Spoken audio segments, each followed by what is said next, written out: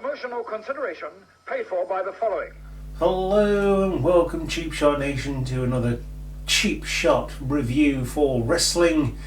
It's our main channel, so make sure you drop a like and subscribe and keep up with everything that we're doing here. So, why are we doing this video? Elimination Chamber was this past Sunday on the 21st of February 2021. Yes, we're in February already, nearly in March. We're on the road to WrestleMania as a collective. I can't go to WrestleMania again this year. Gutted. Never mind. It's going to be in the future, and we can finally do an actual live WrestleMania vlog. But it's from the Tropicana Field once again, which is the spiritual home of WWE during the pandemic, and that is in St. Petersburg in Florida. So if you've watched the show already and you want to know my thoughts, please join us for the main part of the video.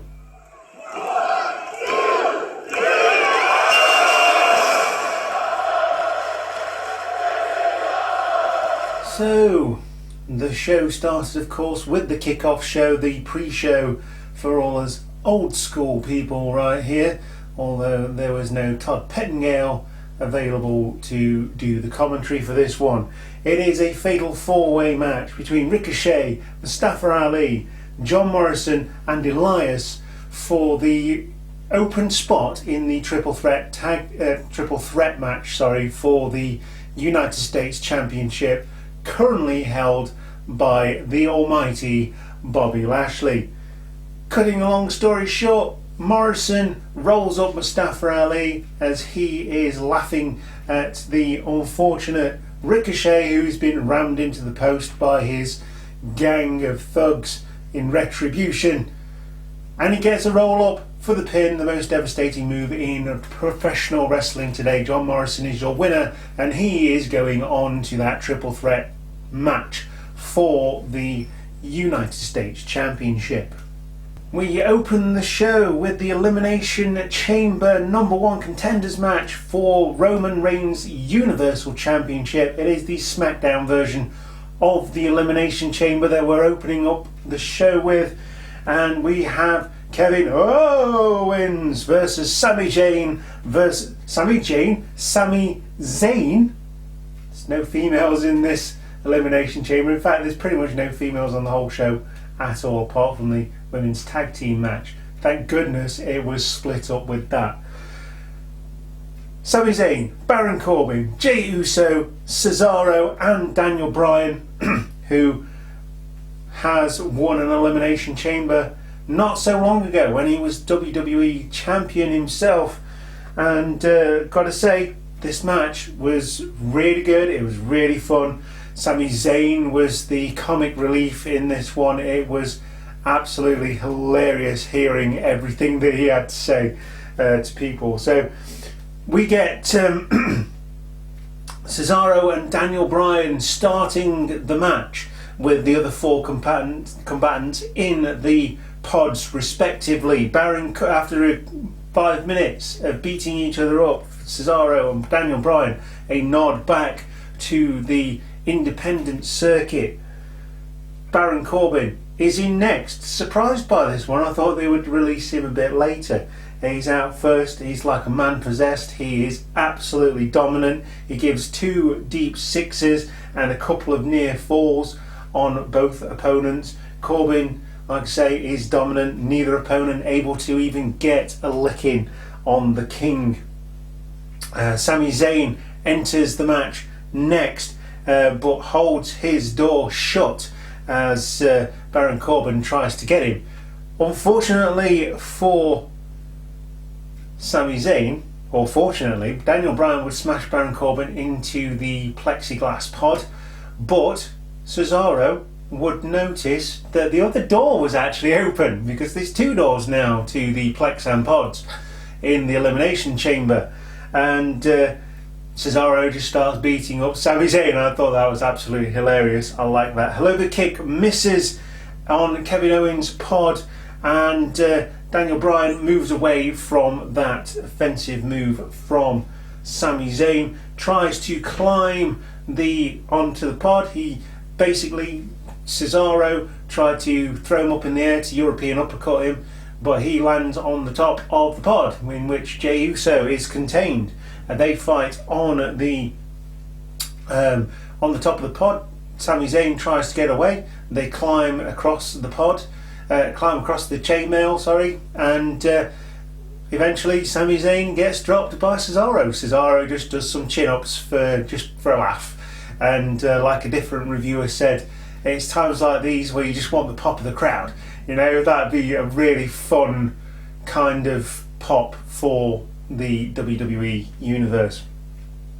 But Cesaro ends up falling into the arms of Corbin, and Corbin just rams him into the cage. We get a big swing and a sharpshooter, and Corbin is out first with the tap out. Baron Corbin is gone.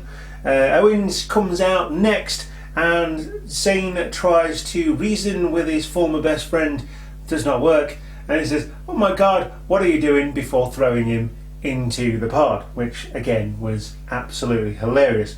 Triple cannonballs by Kevin Owens into the three corners where his opponents are contained, and Uso comes in. They has fight. Kevin Owens and Uso beat each other up. Owens hits a stunner on Sami Zayn, and Sami Zayn is out next. Uso immediately traps Kevin Owens in the door with his arm, which was a great heel move. I love that little spot because, you know, Kevin Owens is the ultimate underdog at this point in time, fighting and fighting and fighting and never quite getting there due to interference or whatever's happening at the time. So that bit was great. Really fun segment there. Obviously not for Kevin Owens, because he got kicked in the face several times before getting kicked in the face again whilst he rolled in the ring from Jey Uso. A big splash, and Kevin Owens is out next, having eliminated his former buddy in Sami Zayn not 2 minutes earlier. He becomes victim to the relentless Jey Uso. One-legged swing from Cesaro is stopped by Jey Uso. This one-legged swing was on Daniel Bryan, who'd had his knee worked on earlier on in the match. Just to put that context in there for you. Well-timed super kick from Jey Uso takes out Cesaro, and Cesaro is gone after a splash from Jey Uso. Jey Uso is pretty much eliminating most people here.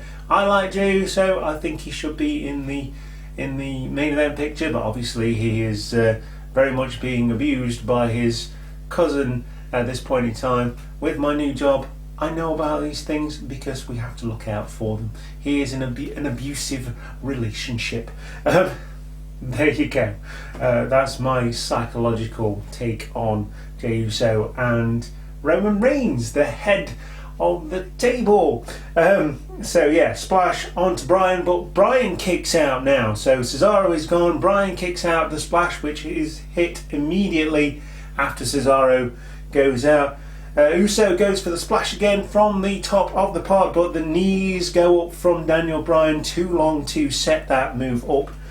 And Daniel Bryan hits the running knee on the prone Jey Uso, and Daniel Bryan is your winner and number one contender for Roman Reigns' Universal Championship. Like I say, I really enjoyed this match, and it's right person won. Daniel Bryan, in the whatever happens in the following match, which happens straight away, don't even get a chance to celebrate or recover, going from start to finish made him legitimate again. And I love Daniel Bryan as well, and I would have been happy for either of these two, but in terms of storyline, it was the right person who won this one. He gets a championship shot. I'm going to give this one 3.5 cheap shots out of 5. Couple of moments in there that were really, really cool, and I'm going to add the second match onto the rating of this one. This one was actually immediately followed by Roman Reigns' music hitting and making his way down to the ring. So he gets ready, the bell sounds, and we get the match between the winner of the Chamber match, which is Daniel Bryan, and Baron Corbin. Goes for the spear early on. Daniel Bryan steps around, gets him in the yes lock, and Roman Reigns is ready to tap. He felt the championship slipping from his fingers as that move got locked in. I was really popping for it at this point, really enjoying it. But obviously Daniel Bryan's gone through a hell of a match in an Elimination Chamber, going from start to finish, being in there for half an hour and then having another match. He was obviously very tired, and that played out. Roman Reigns, the fresher man, just broke out of the yes lock, just using his strength, and started beating up Daniel Bryan with forearms, and eventually got the guillotine choke onto Daniel Bryan. Daniel Bryan passes out. Ultimately, Roman Reigns wins and retains his championship. So I'm going to give this one a half a cheap shot out of 5. It wasn't really a massive match, and I'm going to add that to the rating for the match for the number 1 contendership. So overall, this segment, the 2 matches themselves, half a cheap shot for the Universal Championship match, because it was never going to go very long, but it did its job, and 3.5 cheap shots out of 5 for the Elimination Chamber match. Put these together, an overall rating for the whole segment of 4 cheap shots out of 5. Really good segment. I was sold. I know a lot of people on. All my mates that I chat wrestling with, they thought this show was bad. And said, you know, you should have skipped to 2.5 hours in, because the show is 2.5 hours, which was weird because it's usually 3. But I'm fine with that. It means, you know, it didn't have to take up as much of my time to watch it, and it was fun. I really enjoyed these 2 matches. This segment together did exactly what it needed to do. It pushes Roman Reigns appropriately. It makes him very unlikable in the way he's doing his heel work, and it makes Daniel Bryan a superstar, a literal superhero once again with the yes movement. So really enjoyed this segment for the SmackDown boys. Really enjoyed it. What did we get after that match? We got Edge making his way to the ring through the crowd like he used to do, spearing Roman Reigns and pointing to the sign, because apparently pyrotechnics are the new way of signing a contract in wrestling. Why not? So we've got Roman Reigns versus Edge for the Universal Championship at WrestleMania. I'll take that. Battle of the Spears, a legend versus the new evil in WWE. Personally, I think that Edge is going to pick up the championship. He's made his return. He's done it really well. He's gone against Randy Orton. He got another injury. He's come back. He's won the Royal Rumble.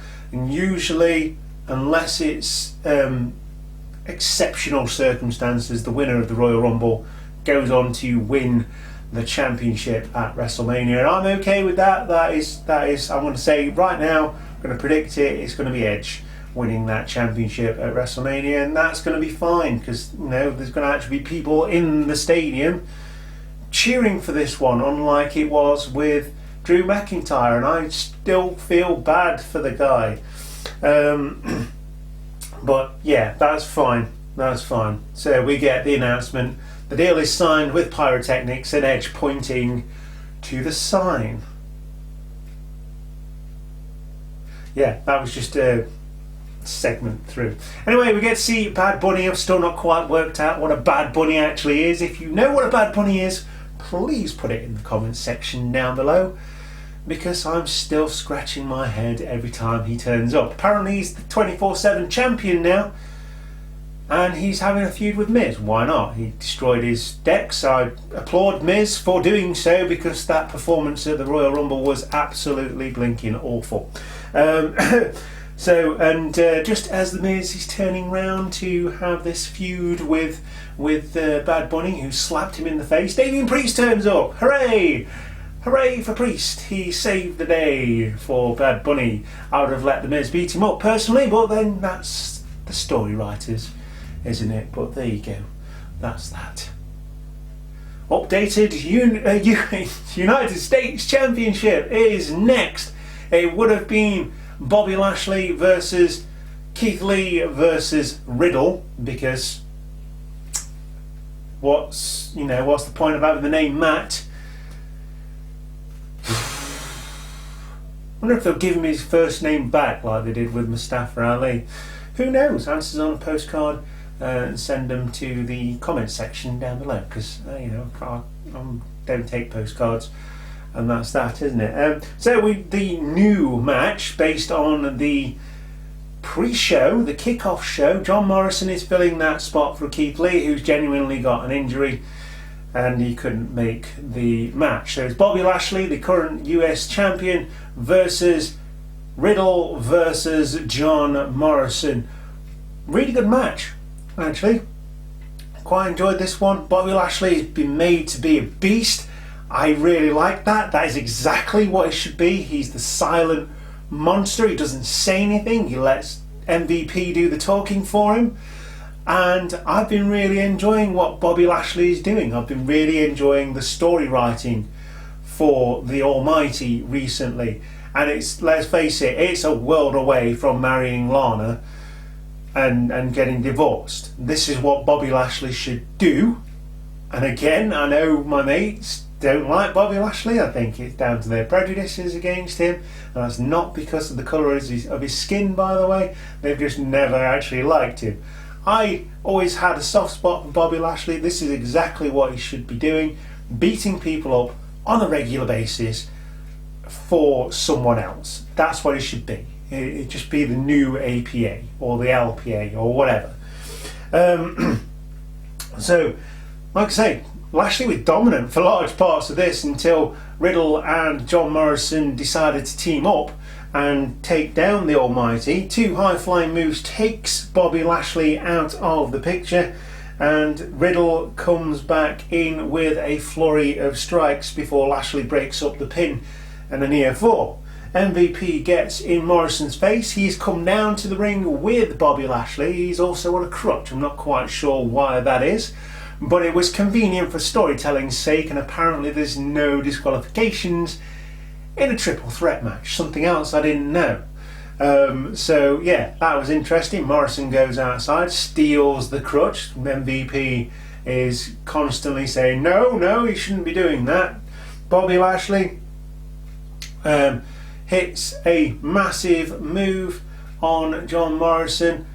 Riddle picks up the crutch, hits John Morrison with it as well as Bobby Lashley. Bobby Lashley rolls out of the ring, and Riddle hits the Bro Derek to win the championship, and we have a new United States Championship. Not Universal, it's a new United States Champion. I'm going to get there eventually.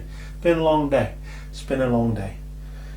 So we get a new US champion in the face of adversity, and that is Riddle. Protects Bobby Lashley. I understand that, but I ultimately wanted this storyline to be, if Riddle was going to pick up the championship, which I was reasonably sure he wasn't, then why not have Riddle overcome the Almighty, which has been his obsession for the duration of this storyline.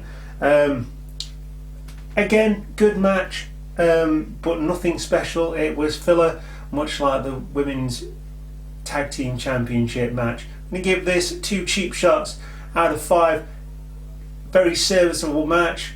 Nothing wrong with the match at all, but it just didn't capture my attention, because as soon as the other two teamed up, Bobby Lashley was just out of the ring for quite a lot of the time. I just wanted him to come back in and beat everybody up like Brock Lesnar used to do, and other people as well. Braun Strowman, who's been made into a teddy bear now as well. He used to tip over semi-automatic trucks, and now it's just like, ooh, look at me, Yeah. It was an okay match. It was okay. This brings us to our penultimate match of the evening. It is the WWE Women's Tag Team Championships up for grabs. It is Shayna Baszler and Nia Jax, the current tag team champions, and it does feel like they're becoming a good team now. I like it. It's good. They work well together. I do think that Nia is conscious of doing things in the ring, and she looks awkward in this match, really awkward. Shayna Baszler should be in a feud for the main championship, and we don't even see Asuka on this card, and it would have been quite easy with the run time only being 2.5 hours to add that match in. Maybe an Intercontinental Championship match. There you go, boom. Just top of the ideas, just coming off the top of my head. There you go. Even a men's tag team championship match, could have been dropped in here as well. But it wasn't, and that's what we got. Anyway, women's tag team championship match.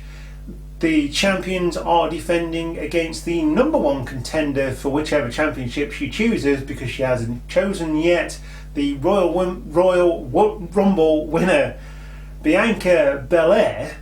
Royal Rumble? I sound like Jonathan Ross.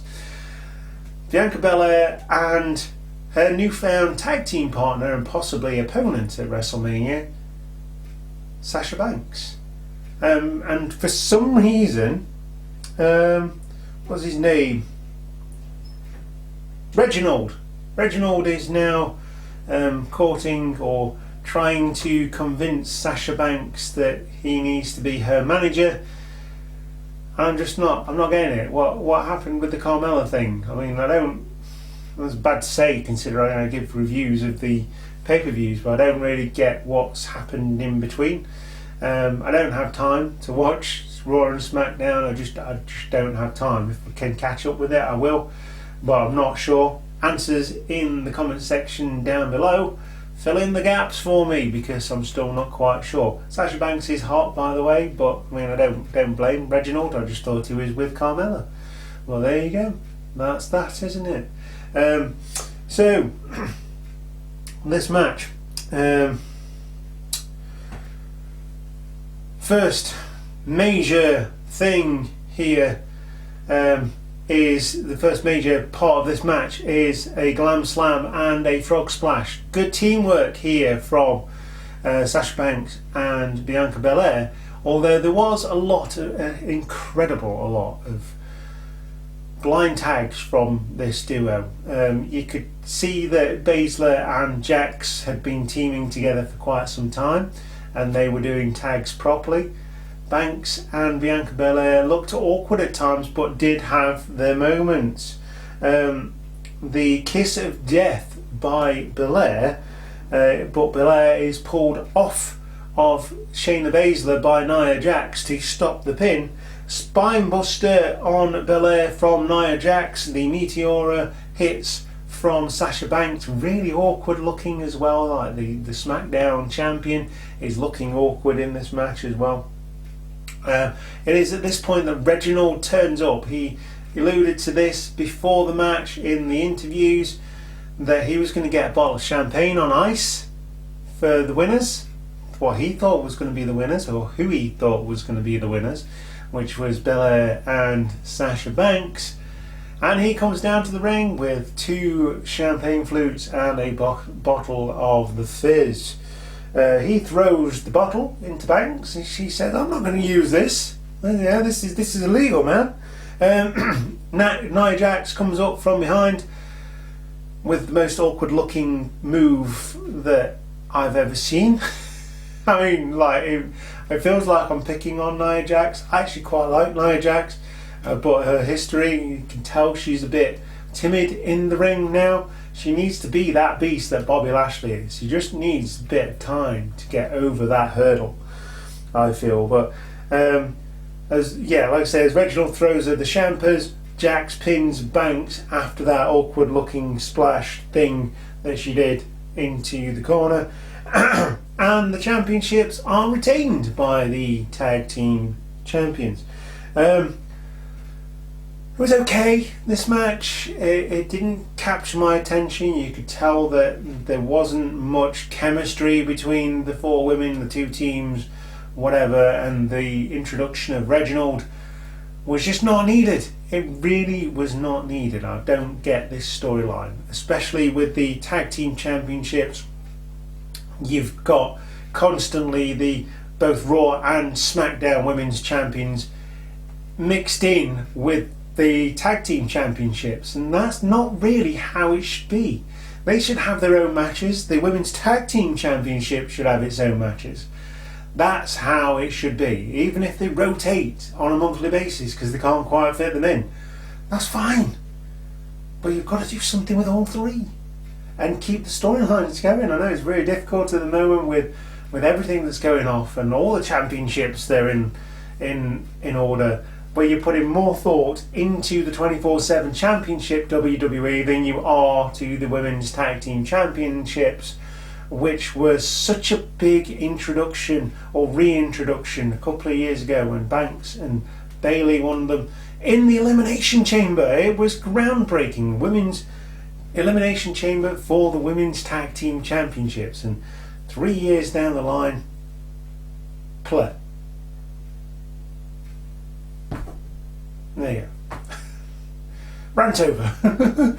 On to the main event match next. It is the WWE Championship being defended by the reigning and defending champion Drew McIntyre inside an Elimination Chamber. First time a champion has been in an Elimination Chamber for a couple of years. I think the last time was Daniel Bryan back in 2018, I believe.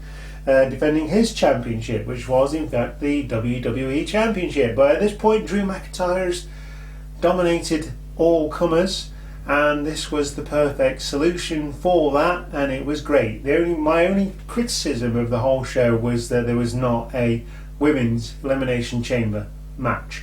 That's where Asuka could have come in, maybe. I don't know. Well, this one is Drew McIntyre versus AJ Styles with Omos. Kofi Kingston is back from his injury and he is in this match as well. Sheamus versus Jeff Hardy versus Randy Orton. Now there's been quite the storyline between Randy Orton and Drew McIntyre over the last 12 months, but the interlocking stories that all these people have had with each other, Sheamus with Drew McIntyre, Styles with Kingston with Randy Orton with Jeff Hardy, and it just all intertwines, and it was really quite interesting in the way it was setting up. It would be Randy Orton versus Jeff Hardy at the beginning of this match, obviously beating each other up. Again, the history between these two is phenomenal, including a Hell in a Cell match a couple of years ago. And the first entry from the pods is in fact the WWE Champion, which is Drew McIntyre. He enters like a house of fire. He knows that if he's going to defend his championship and keep the gold, that he's going to have to fight, and that is exactly why I like Drew McIntyre as the champion, because throughout the last 12 months all he has done is fight, and he's won the championships. He's regained the championships, and he's retained the championships on a consistently regular basis by being badass, and that's exactly what it was here. He was beating up Randy Orton, of course, the storied history between them, but even though Drew McIntyre is perceived as a face, he's beating up Jeff Hardy as well, and that's what I like about Drew McIntyre. He's that borderline face heel thing, but he is ultimately entertaining, an absolute beast to boot. But his focus mainly here was on Randy Orton, obviously. Kingston comes in next and eliminates Randy Orton by a surprise roll-up, and like I say, it's the most devastating move in professional wrestling today. The surprise roll-up, Randy Orton is out first. It's at this point that AJ Styles wants to get into the match, getting a head start on his competition. he can't get out. The referees won't let him out. So what does Omos do? He just rips the side off the Elimination Chamber pod, and AJ Styles comes into the ring as Randy Orton is leaving. Not sure how smart that was, AJ, because it does mean obviously that you're going to have to spend more time inside the Elimination Chamber. He tries to pin his opponents who've been beating up each other for the last 10 minutes and doesn't get a pin on either of them. So there you go. Like I say, not sure how smart that was, AJ, but it was a cool segment, it really was. Sheamus is in next, and the storied history between Sheamus and McIntyre. Sheamus makes a beeline for Drew McIntyre, wanting that championship from his old buddy, and becoming six-time WWE champion. That is pretty impressive, really, for someone who, when he first won the championship, won it by accident. But there you go. There you go. Double pin after he stacked superplex from the chamber pod. So Kofi Kingston was on top of the pod. There was a stacked up superplex between Drew McIntyre and Sheamus. Jeff Hardy and AJ Styles coming in to give support with, I say support, with a power bomb from the top rope. From the top of the pod, and takes out everybody with multiple pins. That is Kofi Kingston, comes straight down with the sort of coffin drop type thing that he does, takes everybody out, tries to pin each individual opponent, doesn't get any luck, and the match continues.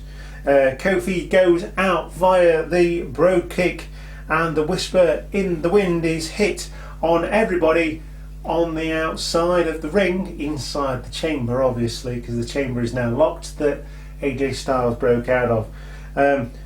On Styles, but Drew McIntyre hits the Claymore to eliminate Jeff Hardy. So really good segment there, really good segment of moves. The phenomenal forearm hits Sheamus square in between the eyes as he hits Drew McIntyre with a Brogue Kick as McIntyre tries to hit the Claymore, and Sheamus is out. I was surprised by this one. I had him as one of the last two people to go out, and that just leaves the phenomenal AJ Styles and Drew McIntyre inside the ring. Styles is setting up for another phenomenal forearm, but that is countered into a beautifully timed Claymore kick by the champion, who then pins AJ Styles for the win, and he wins the match to retain his WWE Championship. It was at this point that I ruined the illusion that Drew McIntyre was going to completely retain the WWE Championship by looking at how much time we had left. Out of nowhere. So I'm going to give that match 3 cheap shots out of 5. It wasn't quite as good or as entertaining as the first one. It was the less good of the two. I really enjoyed this pay-per-view. Doesn't matter what anybody else says. I think it was pretty damn good for the circumstances surrounding it. Out of nowhere, Lashley comes in, takes out Drew McIntyre with the Hurt Lock. Lashley is an absolute beast. I was hoping that it was actually going to finish there, but Lashley turns his head towards the stage, and what happened next was totally awesome. It was about time that this was going to happen. He predicted that it was going to happen. He told people that it was going to happen. The Miz runs down to the ring with referee in tow, cashes in his Money in the Bank, tries to get the finish on Drew McIntyre really quickly, doesn't quite do it, hits the DDT, that doesn't work. Drew McIntyre has enough in him to kick out, which is incredible, and